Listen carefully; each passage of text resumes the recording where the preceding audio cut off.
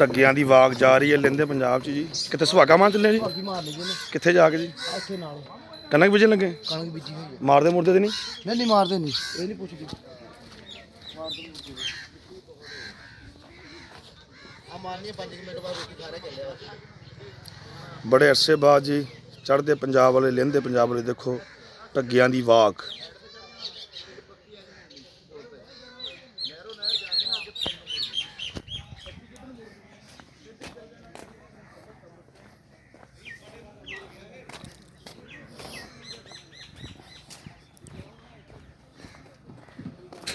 ਮੈਂ ਸਾਹਿਬ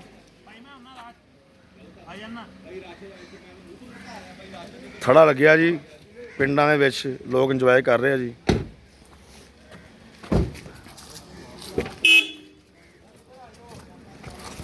ਇੱਕ ਗੱਡੀ ਦੇ ਤੇਲ ਗੁਜ਼ਰ ਤੋਂ ਨਾ ਗੋਪੀ ਕਰ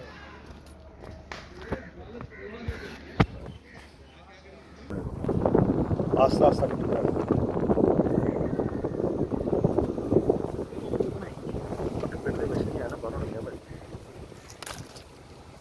ਚੱਕ ਨੰਬਰ 485 ਕਾਫੇ ਦੇ ਵਿੱਚ ਅਸੀਂ ਫਿਰ ਰਹੇ ਜਨਾਬ। ਬੱਕਰੀਆਂ ਆ ਰਹੀਆਂ ਜੀ, ਦੇਖੋ ਸਕੂਲ ਦੀ ਬੱਸ ਆ ਰਹੀ ਬੱਚਿਆਂ ਨੂੰ। ਚੱਕ ਨੰਬਰ 485 ਕਾਫੇ ਪਿੰਡ ਪੰਜਾਬ ਦੇ ਵਿੱਚ ਪ੍ਰੋਗਰਾਮ। ਚੈਨਲ ਸਾਡਾ ਲਹਿੰਦਾ ਪੰਜਾਬ ਤੇ ਸੋਹਣਾ ਪੰਜਾਬ। ਇਹ ਦੂਸਰਾ ਹਿੱਸਾ ਜੀ ਸਾਡੀ ਵੀਡੀਓ ਦਾ। ਪਹਿਲੇ ਹਿੱਸੇ ਤੁਸੀਂ ਦੇਖਿਆ ਨਾ, ਅਸੀਂ ਰਾਣੇ ਮੁਦੱਸਰ ਦੇ ਡੇਰੇ ਤੇ ਗਏ ਸੀ।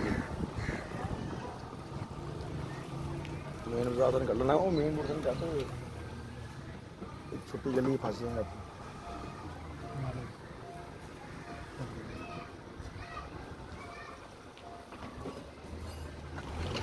ਉਹ ਉਹਦੇ ਤੱਕ ਗਏ ਨਾ, ਬੜੀ ਸਲੋਅ ਗਈ ਬਸ।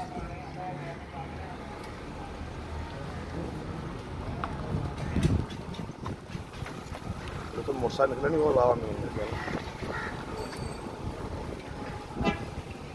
राणा मंजूर किराना स्टोर जी। चेक नंबर 485 काफे। जेरे भी दोस्त चढ़ते पंजाब तो इतों गए है जी।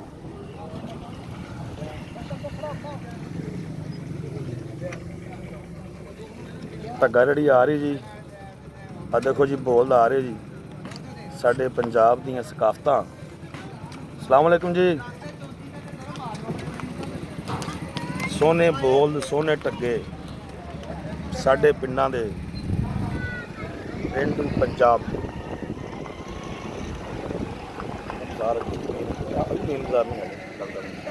मेन बाजार किसी पिंड का खुला होंदा, छोटे नहीं।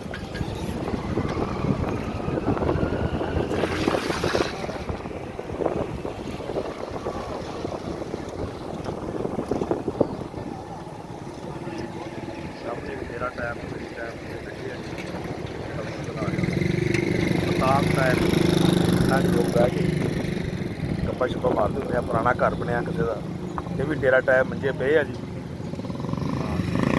ये आ साडे पिंडां दीयां शानां, ये आ साडे पिंड पंजाब के। तुसीं जिन्ना साडा प्रोग्राम पता देखोगे उन्नी साडी हौसला अफजाई होएगी। असीं उन्नी कोशिशां करांगे, उन्नियां मेहनतां करांगे, निकलांगे अटक तो लैके सादकाबाद तक जिन्ने भी साडे पंजाब के पिंड होणगे, लਹਿੰਦੇ पंजाब के असीं तुहानूं दिखावांगे। अगर तुसीं नहीं देखोगे तो साडी हौसला अफजाई बिल्कुल नहीं होएगी।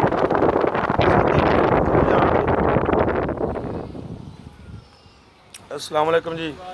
लਹਿੰਦਾ पंजाब सोहना पंजाब चैनल तुहाडा पिंड आएगा जनाब।